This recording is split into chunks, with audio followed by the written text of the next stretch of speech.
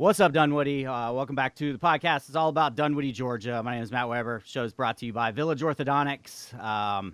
This is a couple guys. This is close to my heart. These are a couple guys that run the DaVinci's Pizza over off of, I guess it's technically Sandy Springs, right? But that's kind of what Technically. that's what I don't know. That's where the parade started. That's still the center of Dunwoody to me. So like to have you guys on, and we've got a mutual acquaintance that we both work with, and so yeah, you guys were a big hit at the parade too. Did you guys enjoy the parade this year? This is first It's time, right? fantastic. Yeah, It was fantastic. Yeah. it's cool. You get a little wet. Yes. Uh, Little's an What understatement. what did what did you expect? Was it bigger than you expected? um, I was when I approached it a little tentatively. I wasn't really sure what to expect, Yeah, and so when we got out there, of course it was a torrential downpour for the first 30 minutes, and I was like, man, I don't know. I think they're going to call this thing, but we waited it out, and man, I'm glad we did because once we got out there, I think the thing that impressed me the most was the fact that folks in the community came together, yeah, sat through that whole thing, they did. bonded together through the rain, and then were just celebrating, businesses within their community.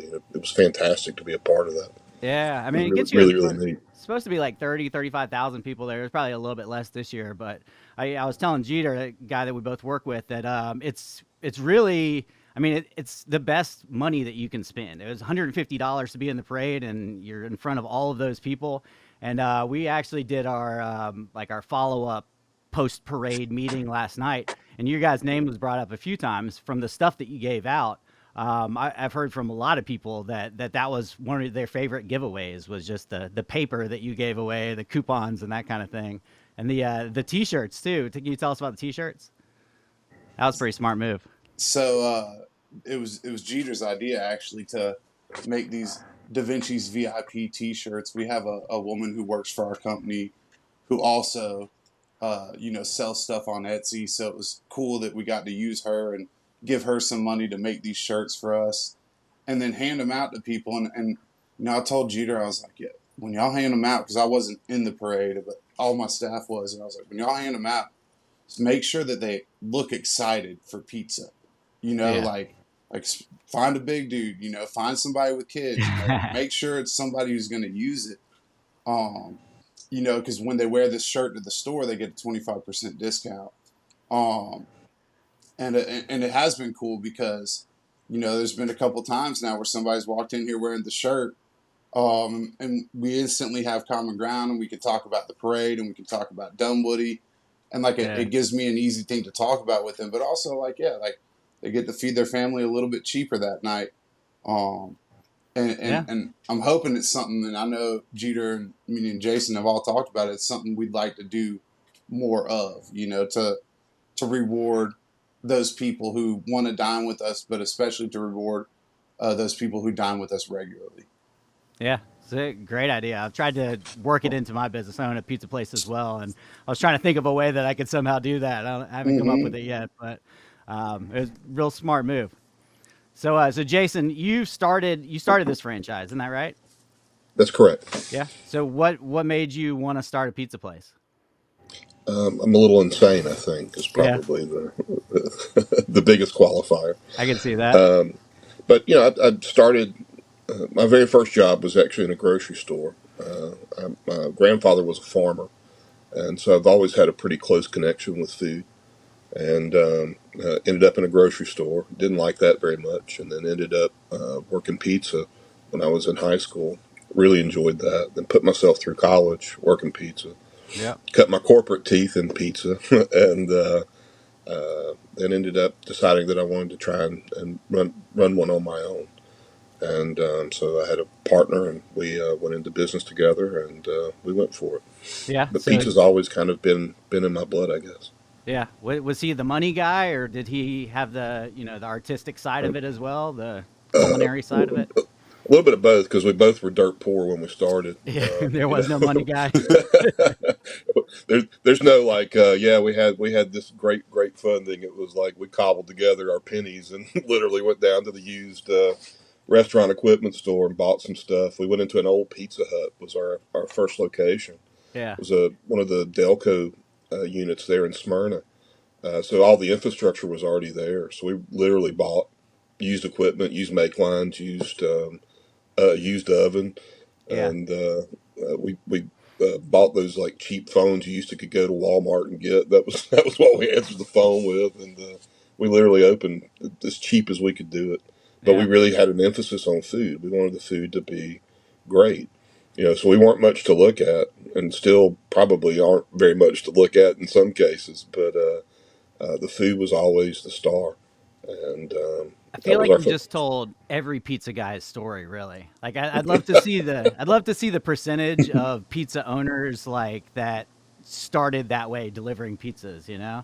Because I've had so many employees over the years like, I'd love to open a pizza place. It's funny, like once you start living that lifestyle, it's almost like a waiter where you get used to it, and that's kind of like what you want to do, what you want to continue to do. That's kind of where I was. I got a job there when I was 15 and delivered through college, and then we bought this pizza place. So that's cool. That's great. Where was your first location?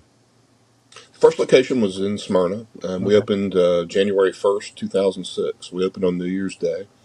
And we were kind of hoping that it would be a good omen to, open open that way and kind of bring in the new year doing it. Our very first week, we did $400. There you go. And my partner and I looked at each other and we are like, "Are we crazy? What are we going to do?" We made $400, Yeah. and like I And you think were even both our there. rent. You were both there the entire time, right? Oh yeah, our It rent was was like, like $700 a month, and I was like, "Man, I don't know. I don't know yeah, if we made the right move here."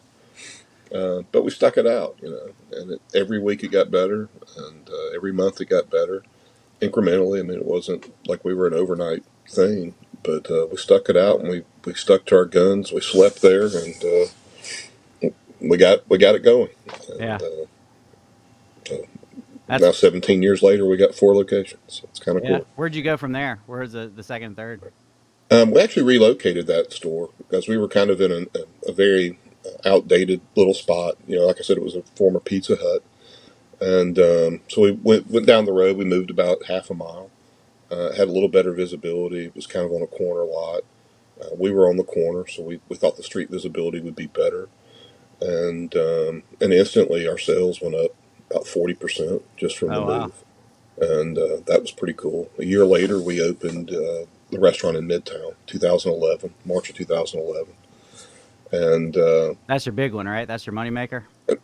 well, it definitely does the most volume. But that was a weird situation too because we opened thinking, we'll do 15, 16 grand a week. We'll see what happens, and we hit the ground running there.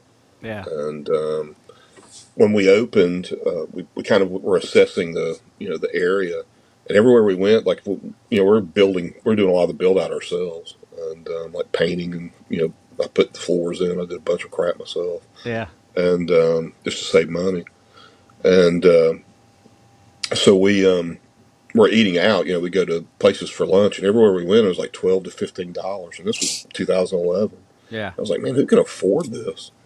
And so we came up with the idea to do these little 8-inch pizzas for lunch, and we could do them for like $6, and you get a drink. And I said that way people maybe could afford to come 2, 3 times a week. Yeah. And we opened it, promoted it, and man, the doors just. I mean, we were flooded with people trying to get food because they That's could cool. get it at a price that they didn't punish them, to Yeah. come eat. When we bought the And store that in was cool. 2003, we were doing large pizzas for $7, and times have changed.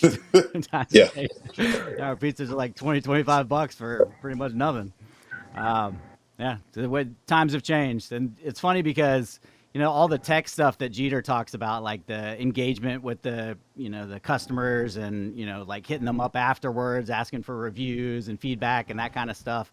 Like none of that existed. no, There was email addresses, but we didn't use them back then. I mean, it was at least speaking for us, like we didn't do our POS system was writing the order down on a ticket and then handing it to a cook. Hopefully that ticket didn't get lost before the driver took it.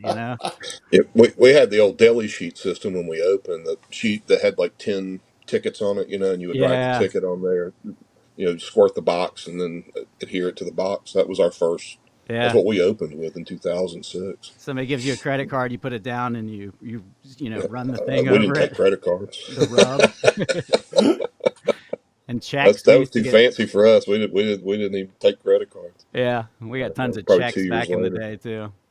Yep, we took checks and cash. That was it. Times have changed. Times have changed. So, what do you guys sell the most of? Bo, what's your favorite pizza you've got there? My favorite right now, because if you ask me in 3 months, it's probably going to be something different. Uh, but right now, I've been on a big kick with our chicken pesto pizza. Okay. Yeah. So it's a Good. pesto cream sauce base, spinach, chicken, mozzarella, onions, and provolone. And then I add tomatoes to mine. I like to add a little bit of acid. But that's my personal favorite at the moment. Out here in Dunwoody, our best sellers, our Da Vinci Deluxe, so our Supreme, Okay. um, our Works Pizza, that's a best seller. Um, and then out here, we sell a ton of our margaritas, as well as our Mona Lisa, one of our vegetarian pizzas. We sell a lot of cheese and vegetarians out here more so than the other locations that I've worked at, like in relation to total sales. Yeah. Um, and yeah, like the margarita in particular, our margarita is not your traditional one. So it gets an olive oil base and it gets some fresh sliced Roma tomatoes, fresh minced garlic, fresh cut basil, feta, uh, mozzarella, and provolone. So it's certainly not traditional, but man, people seem to love it. It's a little bit like a riff on a caprese. Yeah. Um, and especially, like I always tell people, like, yo, if you like this, you need to order a side of our balsamic vinaigrette too. So then you get a little bit of that balsamic glaze. You can dip a slice in, Yeah. and really, like, transforms the whole thing. But those are our best sellers. And, we sell a decent amount of pastas, a decent amount of our sandwiches and our appetizers, a lot of salads, but like truly the star is the pizza. Like people, Yeah. they like our pastas, and some people come here religiously for them, but like most people come here for the pie. Yeah. Do you do like limited time stuff where you get to, when you're working at the place, you come up with all kinds of crazy stuff, and you're always everybody that works there is always like, oh, you should make this and name it the Nathan or name it the Daniel. Yep. Like, do you get to do short time, limited time pizzas So not super often, but it is certainly something we do. For a while just we to were see if doing it it. works? Yeah, and just to give, like once again, like some of our customers are very loyal and they eat here once or twice a week. Yeah. It's like, hey, here's something new. Like I know you've tried everything that we have to offer. Let's have something else. And I also really like sometimes when we do like special events, like off-site things, we'll make a pizza just for that event. And I really love those because those are an opportunity to it's a one-off, so I don't have to worry about the food costs. I don't have to worry about Yeah. whether or not ingredients are polarizing. I can just put it out there. And so we've got to make some real weird stuff for some of those one-off events, and I really enjoy that aspect of it. Yeah, and Jeter's actually taught me a lot about easy catering and like your catering Hmm. jobs. He said that that's a big part of your business is going to, the hospitals and that kind of thing. Yep. That's a good way of doing it. And then with the having the technology and being able to advertise those things, like we just offered a beer cheese pizza, and if we threw that out 10 years ago, like nobody's really going to order it because we couldn't get it out there. But now there's social media and there's emails and texts and all that kind of stuff. Yep. It's something that I enjoy, and I'm still not good at it. I mean, it's coming at you so fast. We just upgraded to Toast, our POS, and it's real nice. It's different than it used to be for sure. The pizza Well, game has changed. it certainly has. I think that's something that, like, I mean, I know it's surprised me. Me and Jason have talked about, and I know it's surprised him. Is uh, for the most part, like, we got into this business because we like to eat pizza. And I like to eat pizza so much that I learned to make it. And so now I like to make pizza. It's like, all right, well, I want to make pizza. Now, take it a step up. I'm a manager. All right, I want to teach other people to make pizza that people can like eating. Yeah. And then before you know, it's like, oh, also like I need to know how to, like judge whether or not this Google Ads engagement is profitable or loss. Like I need to Right. know whether or not I need to boost this item on Uber Eats, or take this item off of DoorDash, or the next thing you know, I'm playing with tech support with six different things. Yeah. Just because, like you said, the game has changed. Yep. Um, Do you in use your order to own? capture. Sorry, you guys use your own drivers, or do you use Uber and DoorDash and all of those, or you do both? Both. Both. That's where kind of Yep. where we're at. So we have an internal staff that does delivery, Yeah. but those third party platforms have proven to be pretty popular. Yeah. So Well, if they're going to we're on bring that. you a new customer, you're not going to turn that down. We use all of our own drivers, but we take orders from DoorDash and Uber Eats and all of them, wherever we can get an order from, and then we try to switch them back to our software.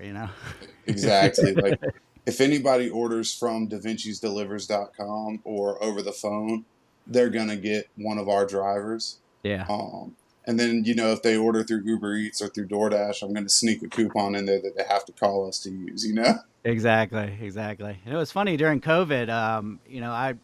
Me and all my Dunwoody friends, I know a lot of restaurant owners in the area. And when COVID hit, like everybody was terrified. Like we thought we were just going to go under. Everybody was talking about just shutting down. And I think having our own drivers made a big difference because even though it was a 18-year-old kid showing up at your house, it was like a neighborhood kid showing up at your Hmm. house. It wasn't Uber Eats and it wasn't DoorDash. And I think that actually, went really well. And that was the biggest year we ever had was COVID. It's funny how, you know, Wow. you thought something was going to happen and then it went complete opposite direction. We actually opened the location in Dunwoody in October of 2019. So Oh, we'd only had 4.5 months under our belt when everything started. yeah. So we really hadn't had a whole lot of awareness there. Hmm. So we were just getting started building, and there was kind of that reset that happened where folks started, venturing out and looking, for local things to support. A Yeah. lot of people found us that way, and sometimes through the third party stuff, sometimes organically they came. Yeah. But our business took a hit at the beginning of it, but by the end of it, we were doing pretty well. Yeah. So it was a good thing to see. Why But we Dunwoody? had well, I was going to say our location in Smyrna thrived during COVID. It took off, Yeah. and the location in Midtown was the complete opposite. It tanked Yeah. because nobody was in the city. Probably less people went to the city. That makes sense. Yeah, So why'd you pick but Dunwoody? Why'd you end up here? well, a couple of things happened. One, I really liked the area. I knew that it was growing, and I knew that there was a lot of things going on. It was kind of in a transitional spot where you had kind of the old school folks that had been there a while that were established, and then you had a lot of new families that were moving in. Yeah. There was some development and stuff that was going on there, so I knew that the area was getting ready to turn, and I wanted to be a part of that. So we were kind of scouting out different locations, and then happenstance, there used to be a Jets Pizza there in the Orchard Park, and the gentleman that owned it reached out to me personally and said, "Hey, my son and I had a falling out. I don't want to be here anymore. You can have the place. You can have everything in it if you just Wow. take the lease." And it was such a good deal that I couldn't pass it up. I thought about it and thought about it and thought about it. Like, what do I got to lose? Yeah. And we went for it. And So it's we kind of really, nice literally, when you've lipstick got those job. other. Yeah, when you've got those other locations, you can kind of just move managers and say, "Hey, can you help us at this location for a while?" Probably a little bit easier when you've got everything, dialed in to start a new one. And that's right next to Yogli Mogli, right? And it's That's Yeah. named correct. after Yogli Mogli. Yeah, that's my kid's favorite place. I gotta stop by there sometime. I've seen pictures of your pizzas, and Jeter talks about it. He says it's very similar to ours. It's kind of a higher price point and good ingredients, and it's probably pretty Yeah. successful in Dunwoody, I would think. Dunwoody Yeah. Come has, on through. We got you. yeah, Dunwoody has like it's kind of a joke if you've lived here for a long time that we're just pizza and banks, and now we're urgent cares. There's urgent cares everywhere, but Yes. we need a higher priced like gourmet pizza like yours. So that's a good fit for you guys probably. Yep. Do you do And, any like gluten free or any of the vegan type stuff? That's been getting a lot of questions about that recently. We have a gluten free option for a crust. It's in a 12 inch, and we do carry a vegan cheese made by Violife, and we sell a lot of both. Yeah, yeah, those So gluten frees took off when we started selling them. I was surprised how well they did. I guess a yeah, lot of people. we certainly sell a bunch out here, and any of our pizzas can be made vegan just with the swap of the cheese if it doesn't have meat on it, obviously. But like our dough's vegan, our sauce is vegan. Um, like the vegetables that we put on it, we cut them in house. Like they're vegan. They aren't Yeah, like cooked with any meats or anything like that. So it's a really easy switch, and uh, it's certainly the demand is slowly creeping up more and more. Like every week I sell a little bit more and a little bit more. Whereas, like a case of Violife at one point might have lasted me months. Like now a case is like a month. Maybe a yeah, little bit less. Um, and it's interesting to see too that we certainly even have customers that aren't vegan, but they want to, like try something different, or yeah. like lots of New Year's resolutions, like The healthy option. January, the vegan stuff goes up, the Yeah, the gluten free stuff goes up, um, and it's certainly a different flavor too. And I think there's some people who like it's just like, all right, I eat pizza a lot, but I want something a little bit different. They give it a try, yeah, find out that they don't hate it, because it's good. yeah. Every once in a while, I'll make a gluten free crust, and they're pretty good. They're Yeah, surprisingly good, really. exactly. So, well, cool. Is there anything else that you want to say to Dunwoody? Get them to come in. You guys employ a lot of locals, a lot of the kids. So we do, and I'm always looking to employ more. If you have a kid who is sitting at home way too much, send them to me. Um, I'll teach them to cook pizza, and I promise I'll send them home with one so you can get a slice. There you go. Uh, There's the and pitch. yeah, I guess the only other thing that I would want to tell Dunwoody is thank you. Like we see more and more Dunwoody every week. Um, I have customers here that I've been out here at this store for. Uh, almost 3 years now, and I have customers that I've been seeing for the entirety of the 3 years, and I really enjoy getting to know them and getting to serve them and getting to hear about them, and getting that familiarity and regularity. And we're always getting new ones, and I enjoy getting to know the new people and serving the new people. And we touched a little bit on like the kind of constant contact and feedback that you can get with technology now. And like I get to have conversations with customers who do not like our food, and they want to make me very well aware of that, and it gives me a chance to learn on how to better serve this customer because I do want them back. But I also get to hear from a lot of customers who really do love our food, Yeah, and that feels very rewarding, and it's always nice when I can tell that the folks at the store too, like, hey, like Mr. G, just got his pies, and he said they were the best ones we've ever made yet. And like, he wanted me to tell everybody good job. And, you kind of get to all like feel like a big old family. One of the things that's very impressive about Dunwoody is how community oriented it is. yeah, You still see people walking on the streets. Over the summer, there are roving gangs of children on bicycles, and they'll mob up in here like 10 deep, yeah, and all pussed out $2. And well, you get a quarter slice, but I get a half a slice. And we get to make some food for them. And every once in a while, you got to work out a deal to make sure that they can feed everybody. But you know, Dunwoody is certainly very neighborly, yeah. and it's a very enjoyable experience getting to be a part of the neighborhood. Yeah, you probably picked a good location. You probably get a lot less complaints and, you know, good conversation here in Dunwoody Yeah. than you do in Midtown. Oh, certainly, we've certainly. had Like, we've had a few different locations, and we're in a nice area too. And Dunwoody's good people, yeah, so certainly are.